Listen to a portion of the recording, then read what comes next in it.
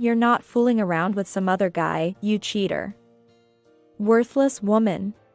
With his face turning bright red and spittle flying, my husband hurled insults at me. We're getting divorced right now. Both of you get out of this house immediately. The volume and aggression in his voice filled me with a profound sense of disgust. And I couldn't help but close my eyes. There had been misunderstandings between us due to poor relations with his family. But I never expected him to lash out in such a vile manner. Moreover, his accusations were baseless. There's no way I could cheat. The cause of this situation was the result of our daughter's blood test. Both my husband and I have type O blood, making it impossible for our child to have anything but type O. However, our daughter's blood type turned out to be A. Upon hearing this, my husband's complexion changed. And he jumped to the conclusion that I had been unfaithful, blaming me without hearing my side. I would never cheat. But since this is puzzling, let's find out why. Let's do a DNA test. As I said this, my husband looked down on me with a smug expression. Yeah, go ahead. It'll just prove your infidelity. Just you wait and strangle yourself with your own actions. Once he's made up his mind, he refuses to budge. With that, he happily provided a sample of his hair for the test. 2 weeks later, when the DNA test results arrived, I showed them to my still doubtful husband. As he stared at the document, his eyes slowly widened. And the anger in his brows turned to confusion and anxiety. This can't be. What's going on? Looking directly at my trembling husband, I stated plainly. I don't know. But you wanted a divorce, so I'll proceed with it. And I will discuss this matter with your parents. Surely, the truth will come out. My name is Julia. I am 28 years old and work for a company that deals in household goods, specifically in the HR department. Nathan and I met through a friend at a drinking party. He runs a technical business with his parents. The reason I married him was because of his carefree nature, which was a source of comfort amidst the stress of my organizational work. Even after marriage, we got along well, but his family was a constant source of worry. My in-laws believe that once a woman marries, she should join her husband's family home. But I want to continue my career even after marriage. We don't see eye to eye on this, and every time we meet, they make sarcastic remarks. Are you still working? It's disgraceful for a woman to be out and about. Quit your job and help out at home as a wife should. This complaint, frequently voiced during her calls to our home, was a significant stressor, especially on my precious days off. I am quite fond of my job, recently taking on the responsibility of selecting new recruits. I look forward to advancing my career. The relationships at work are positive, and despite the challenges, I rarely have unpleasant experiences. My desire to continue working isn't solely about income. I genuinely wish to maintain my career. You should say something too. When Nathan's mother, Susan, directed her comments at my husband, he seemed non-committal but respected my wishes. If she wants to keep working, let her be. Dad's still healthy, and it's not like I'm taking over right away. Let her have her way with household matters. Hearing this, Susan narrowed her eyes in irritation and clicked her tongue. You've turned into a son who talks back. Living together is obviously better. Honestly, I don't know what that wife of yours has told you. Faced with such remarks, my husband would sigh heavily, seemingly overwhelmed by the hassle. Besides, even if you helped out, it wouldn't instantly boost our sales. It's better financially if you work and we increase our income that way. That's more helpful to us. Hearing this, I couldn't deny feeling a bit disappointed, wondering if he only cared about the income or wishing for more affectionate words. However, I appreciated that he was supportive of the lifestyle I desired. I decided to overlook my feelings and thank him for his support. Yet, such exchanges, continuing over months, half a year, and then a year, couldn't stay the same. Susan persistently demanded we live together and that I quit my job. It seemed she was firmly attached to this idea, unwilling to compromise. Her dissatisfaction boiled over to the point where she said, "It's absurd how obsessed you are with working outside. What are you after? Men. Yes, that must be it. While you have a husband, you're mooning over men at work." Disgusting. Calming her down when she became hysterical was a challenge, requiring coffee and sweets to placate her. Of course, my husband never believed her wild accusations. However, he seemed to grow tired of Susan's frequent outbursts and accusations, and he stopped supporting me as he used to. "If it's going to upset Mom this much, maybe we should just give in? It's stressful for Julia to be yelled at like this every time. Besides, I'll be taking over the business eventually. It might be quicker to just quit your job and move in with us." My husband, sitting at the dining table, murmured with his head down. He finished speaking and then covered his face with his hands, sighing deeply. I understood his struggle, caught between his mother and me. But I was shocked to feel his support slipping away. Why? Why would you say that? I stopped washing dishes and appealed to him with a tearful voice. Why? You see how Mom is. I'm tired of being attacked by her for continuing our current lifestyle. And you must be tired too, right? After repeating the same thing for a year, do you still want to work? Indeed, I was at my limit with Susan's escalating insults and vitriol. But my job was an essential part of my life that I didn't want to give up. Moreover, considering her personality, living together might just lead to further bullying. Yes, but you're her son, right? I want you to convince her. You said it's beneficial for us if I work because it increases our income. Don't give in to your mother. And there's no guarantee that living together will solve everything. Tears welled in my eyes, but I clenched my fists tight, shaking with anger at his betrayal. Then my husband, frustrated, slammed the newspaper on the table and stood up abruptly. Enough. That was ages ago. Clinging to the same idea doesn't always work out. You're stubborn and selfish. Wait. You can't just say what suits you at the time and then flip your stance when it's inconvenient. That's dishonest. I firmly responded as he attempted to leave. Our interaction ended like an argument that day, leaving me exhausted. I couldn't finish cleaning up and went straight to bed, overwhelmed by the situation. Why did it come to this? Susan's behavior was problematic, but my husband's changing attitude hurt me deeply. If he drifted away, I felt utterly alone.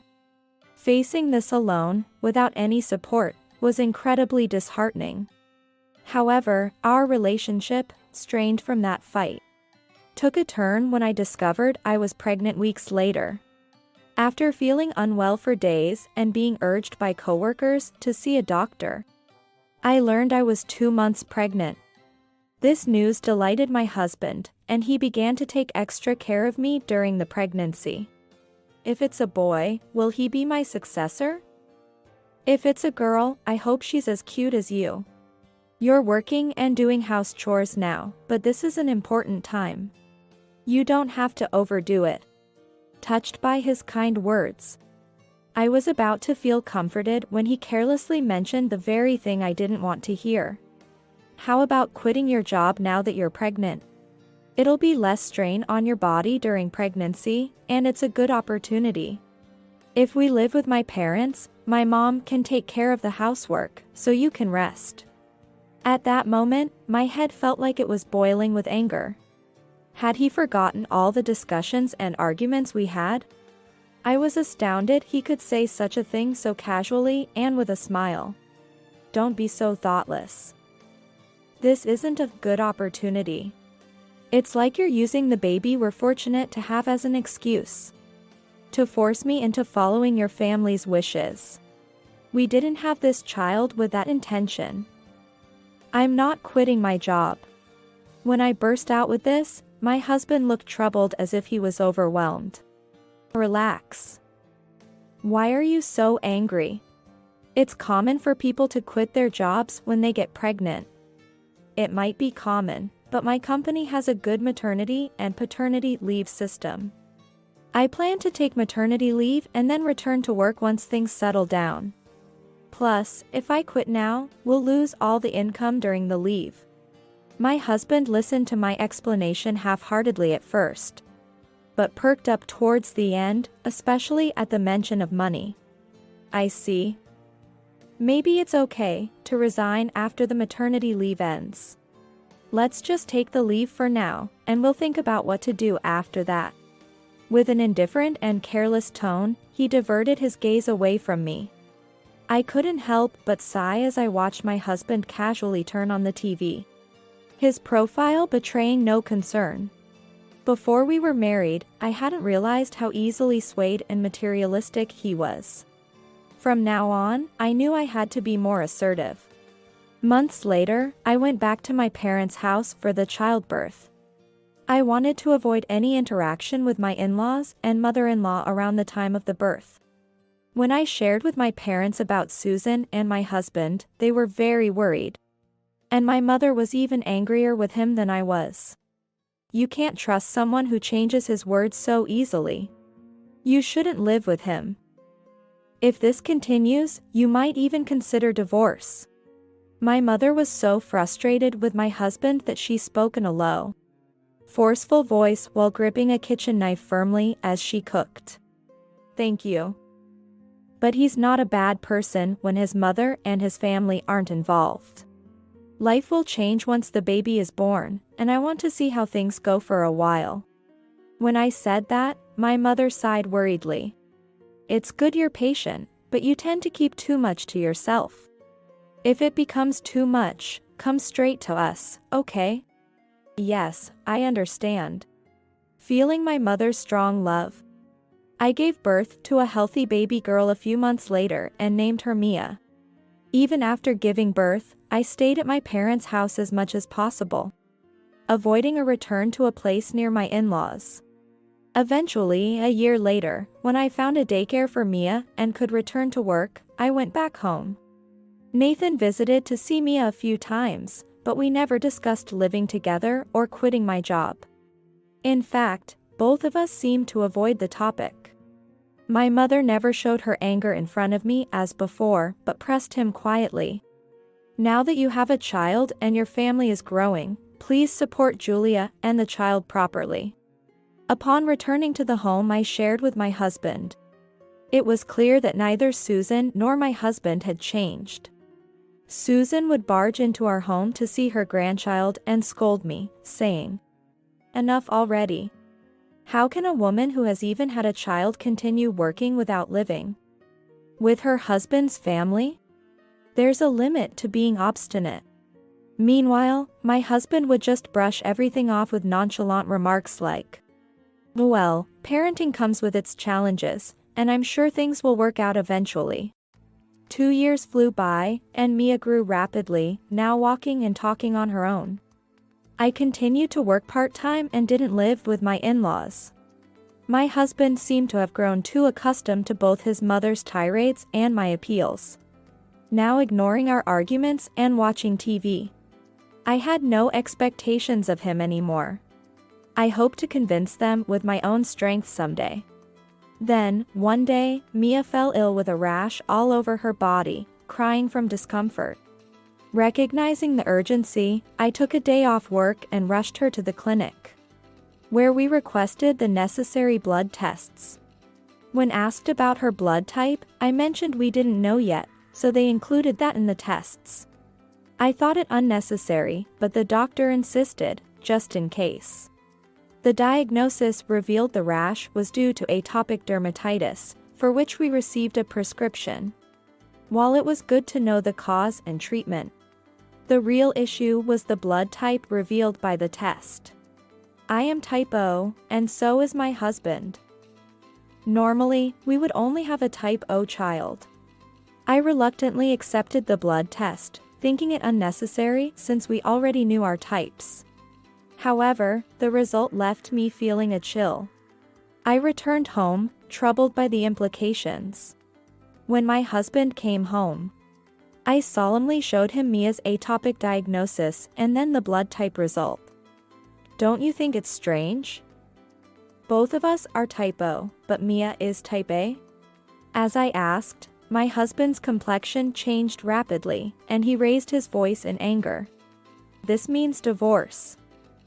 You must have been cheating at work. His furious outburst startled me. Wait, this is just a report. There might be a mistake in the test results. No way. Having a child with another man. My mother said you were obsessed with work because you had another man. Looks like she was right. Playing the career woman while fooling around, huh? What a disgrace. He continued to hurl insults at me, his voice loud and aggressive.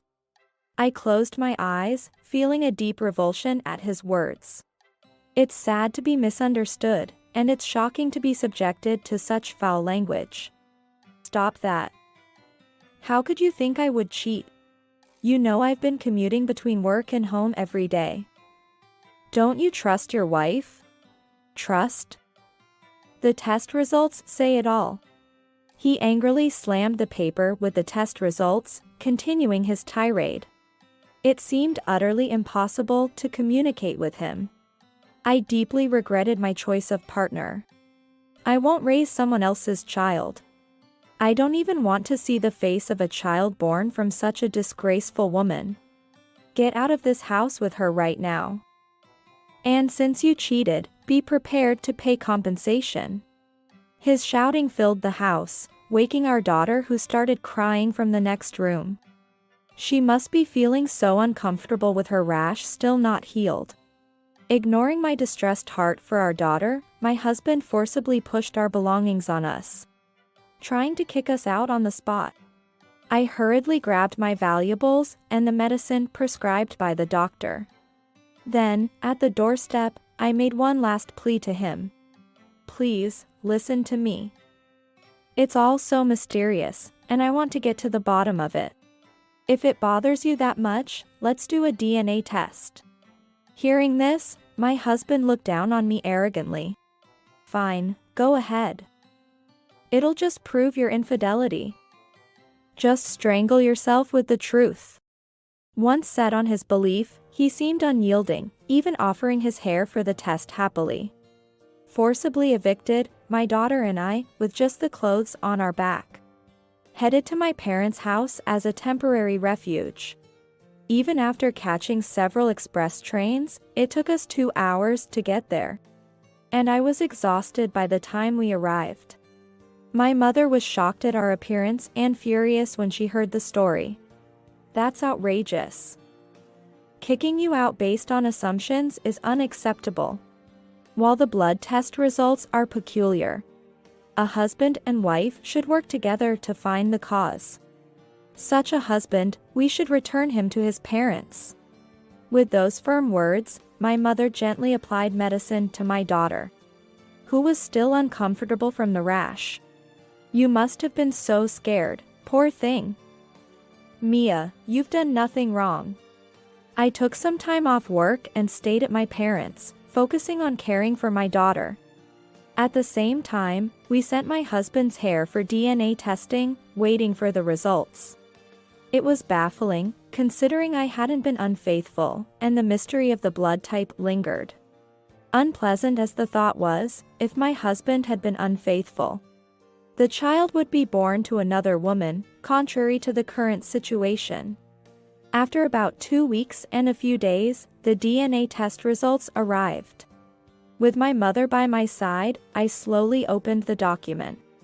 It contained surprising information. Mia was undoubtedly our child, confirming I am type O. However, it turned out my husband's blood type was actually type A. With this truth in hand, I went back to the house I had been driven from, leaving my daughter with my mother, anticipating potential conflict. "What do you want now, you worthless woman?" Though he received me coldly, I calmly showed him the test results. His expression slowly changed from anger to confusion and anxiety as he read them. "This can't be. How is this possible?" He had always claimed to be type O, a belief undoubtedly based on what he had been told since he was young.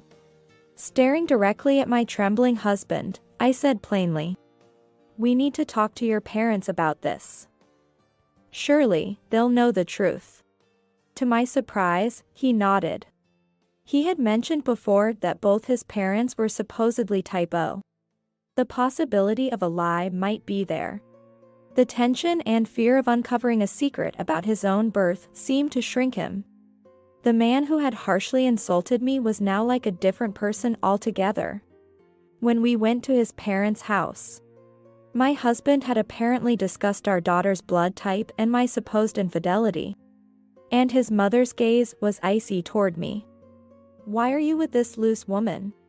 Facing her disdain, my husband, with shaking hands, showed them the DNA test results. "This isn't the time for accusations. Look at this. You both said my blood type was O. Why does it show as A?"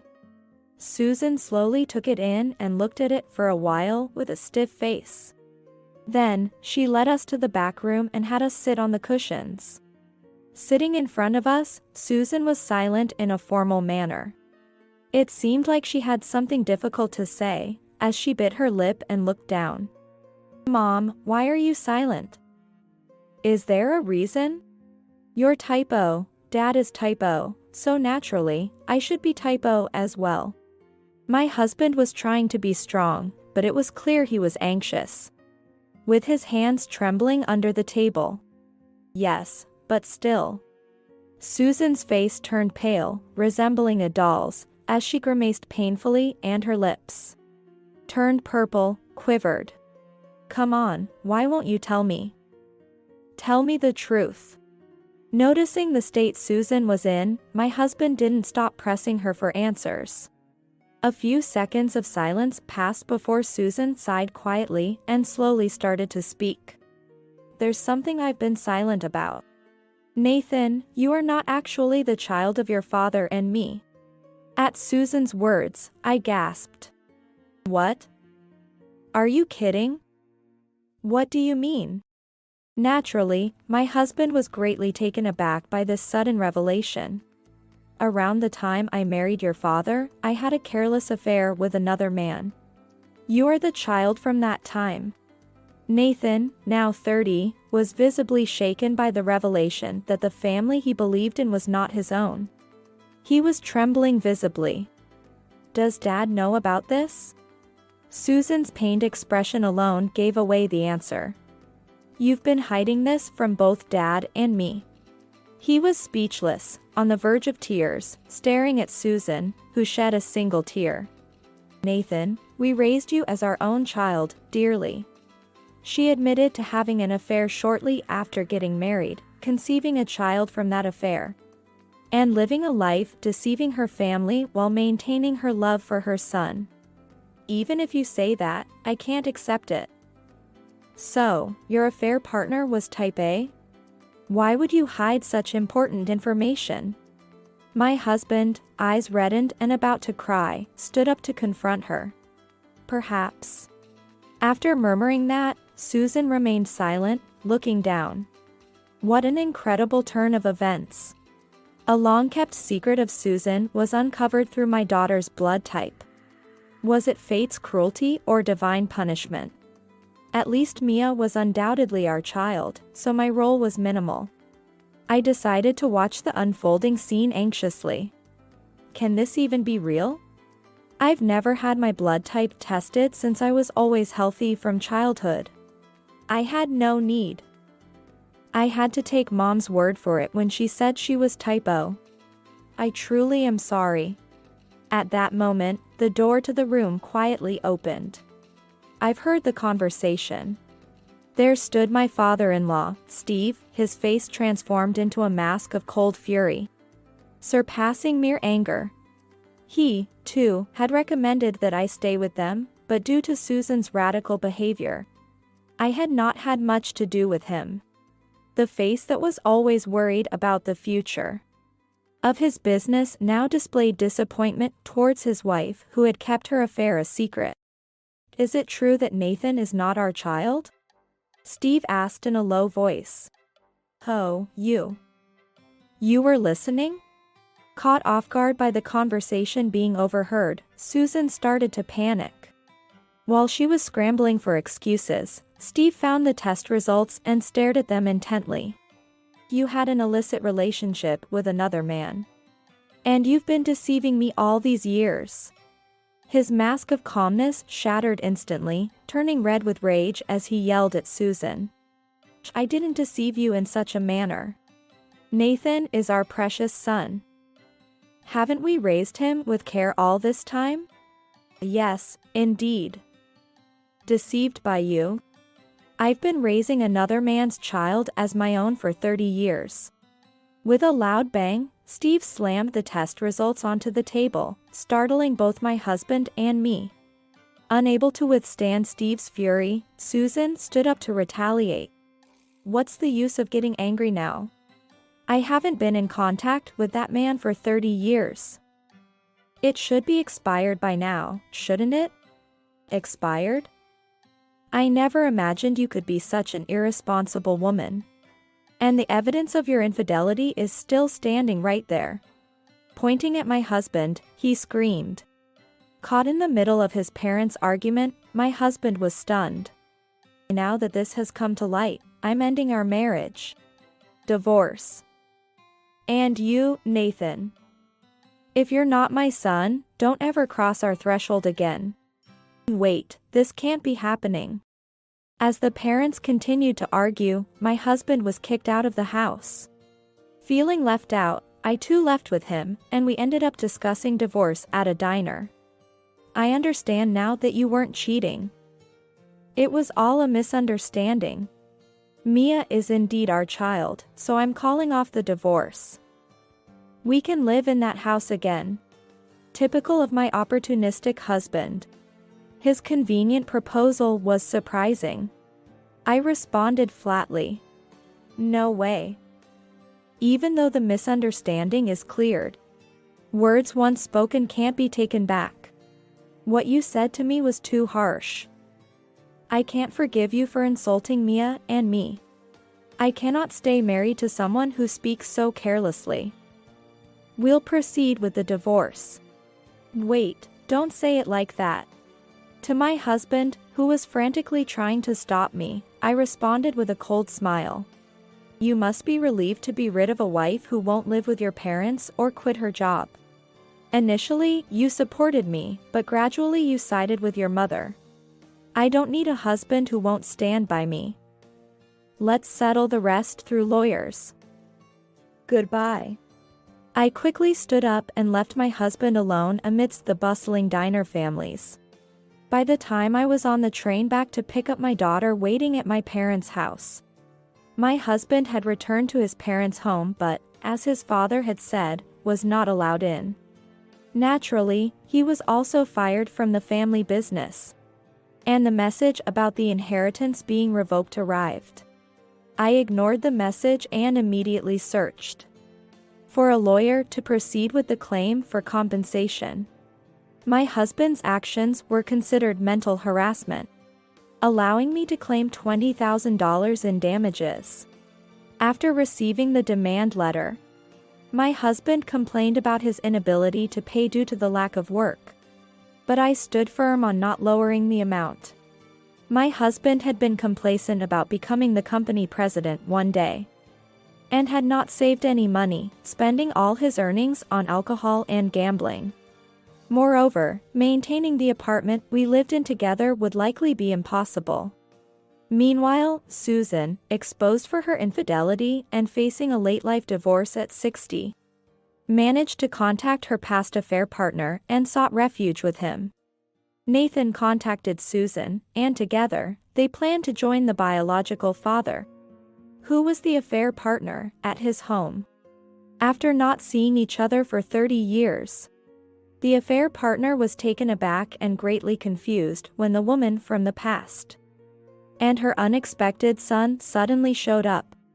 He claimed not to remember such old affairs, suggesting it might be a misunderstanding, and attempted to escape the situation. Susan managed to hold him and demanded a DNA test, insisting on covering the costs. Their argument at the doorstep was discovered by his wife, who lived in the same house, leading to a confrontation among the three. Turns out, Susan's affair partner had been married at that time, 30 years ago. And now his infidelity was revealed to his wife, leading to a divorce threat and a heated argument in front of Susan and Nathan. After me and my husband's fight, it was Susan and Steve's turn. And then the affair partner and his wife. It was a series of conflicts leading to a chaotic situation. During this time, I rented a new place near my parents' home and started living there with my daughter. Not wanting to return to the apartment I shared with my husband or rely on my parents forever, my mother encouraged me. Your husband and his family were odd. Divorcing was the right decision. From now on, let's raise Mia together with care. Having my mother's occasional help was a huge relief. I apologized to my company for the leave, explained my situation as much as possible, and requested a transfer to a location that was commutable from my new home. Thanks to my work performance, my transfer was approved despite regrets about me leaving the headquarters, allowing me to return to work successfully. Just as I was starting a new life, my mother arrived at my house with an angry expression. Can you listen for a moment? It seemed she wasn't angry with me, so I let her in to hear her out. Your ex-husband, of all people, came to our house. I just can't believe it. Sipping the coffee I served, she expressed her frustration. I felt uncomfortable about the inconvenience caused to my parents by his shamelessness. He's jobless and can't pay child support, so he came begging for help. When I told him you had started a new life, he became pale and even dared to ask us for money. I chased him away immediately. After venting, my mother seemed relieved and finished her coffee. I'm sorry for causing you trouble, Mom. Mother reassured me with a warm smile. It's all right. It's over now. I told him I'd call the police if he comes again. Don't worry about it and focus on you and Mia. Saying that, my mother patted my shoulder with a thumb. Touched by my mother's support, I couldn't help but feel emotional. Interestingly, my mother is genuinely type O.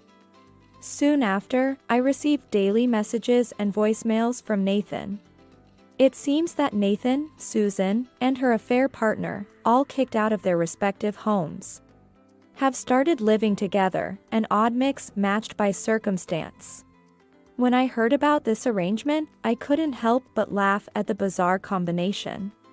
However, it's hard to imagine that those who caused such turmoil could live together cooperatively. As expected, it appears they aren't getting along with anyone. And then they turn to me for help. After my mother even went as far as to sprinkle salt to ward them off. The audacity of it all. I ignored everything, blocking all their accounts and phone numbers. His insistence didn't stop there, he even showed up at my new workplace. However, he never got to confront me. After discussing his harassment with my company, they were prepared. As soon as the surveillance camera spotted him, an alarm sounded, and he fled from the security personnel. Witnessing this, my colleagues sympathized with me and promised to keep him away. Shortly after, another person visited my company. Incredibly, it was Susan, who should have had nothing to do with me anymore. Worse still, she caught me in the hallway during my lunch break when I was away from my office. I finally found you. I need you to take responsibility for what happened once and for all. Her voice echoed down the office hallway, as passers-by employees looked on worriedly. Seeing an outsider angrily confronting me. What? Why are you here all of a sudden? Why come to my workplace? As I stood bewildered, she, looking considerably more haggard and paler than before, began to shriek in a shrill voice. It's obvious. If you hadn't decided to check the blood types. If you hadn't requested a DNA test, none of this would have happened. You've ruined everything I built up over the years. It's all a mess now. Despite her being the one who had the affair and kept silent about her child's true parentage for over 30 years. She was trying to shift the blame onto me. Just as she attempted to grab me, security staff intervened and restrained her, leading to a commotion that involved the police being called. Strangely, Nathan was also there, watching from the shadows. And it seemed they both ended up being questioned by the police together. I sincerely wished for an end to all this. My new life had begun, and my divorce from my ex-husband was finalized, severing all ties. All I wanted was to lead a peaceful life, and as I returned home with that thought, the next day was a repeat of the previous day's events. But this time it was Steve waiting in the hallway. How he found my workplace was a mystery to me. Despite the eerie feeling, when I faced him, he said, "Well, I know we've caused a lot of trouble in the past. Now that my wife and son are gone, we're short on hands. Even though you're divorced, you were once part of the family. So how about helping out as an employee? Please don't be unreasonable. I'm the ex-wife of your estranged son. We have no relation now. If this is about headhunting, please look elsewhere." When I calmly declined, Steve's smirk turned into a sharp glare as he aggressively confronted me. "Oh? Talking back, are you? When you were married to my son. It was all, I won't quit my job, I won't live together, just as you pleased. Now that you've cut ties with my son and wife, I'm offering you a fresh start. And you're turning it down? Modern women, all so insolent, it's infuriating." As he caused a scene, security and the police arrived just like they did with Susan. And he was taken away. Finally, after the visits from these 3 family members, my colleagues, who worried for me greatly, saw the end of the disruptions, allowing me to hopefully focus on my work in peace. Afterwards, Steve tried to use the same "you were once part of the family" logic on Nathan and Susan, attempting to salvage the labor shortage in his business. Both Nathan and Susan, desperate for a place to live and money, reluctantly agreed to help out, given their circumstances. But a family that had been so embroiled in lies and betrayal was unlikely to suddenly function well together. Unsurprisingly, both their home life and business were unsuccessful, leading to constant loud arguments that alienated them from the community. Nevertheless, I made sure to collect the compensation payments through my lawyer, sending reminders whenever payments ceased. It seems Nathan, engulfed in this vicious cycle, had to borrow money just to make ends meet, further worsening his financial struggles as he continued to work under his father for minimal pay. On the other hand, my life is very much on the upswing. With the expertise I developed at the headquarters, I'm valued in my new workplace. I've been praised for my quick and accurate work, and have already gained the trust of those around me. Talks of promotions and further advancements are already underway, indicating that even more is expected of me than before. The people here are calm and cheerful, making me want to continue working in this environment for a long time. Parenting is also going smoothly. I entrust Mia to daycare during the day and sometimes rely on my mother's help. And Mia has been growing rapidly. Regular visits to the doctor have gradually improved her eczema, bringing some peace of mind. Every day, the way she earnestly shares stories from daycare is irresistibly adorable. Mia's third birthday is already approaching. And my mother and I are brainstorming how to celebrate it. Even though she's still young and may not remember, I want to give her a lovely and charming celebration. My mother has been diligently knitting a sweater for her, promising, "I'll make the cutest sweater in the world, so look forward to it." She showed her enthusiasm right in front of me. Meanwhile, I've started baking, preparing daily snacks while also planning to make her birthday cake from scratch. Strawberry cake is nice, but apple pie could be good too. "What do you think, Mia?" When asked, my little daughter tilted her head slightly before exclaiming, "Apple pie." Her adorable response made me smile uncontrollably.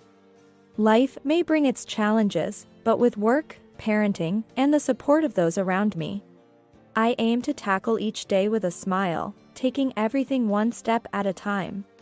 With this child by my side, I'm sure everything will be all right.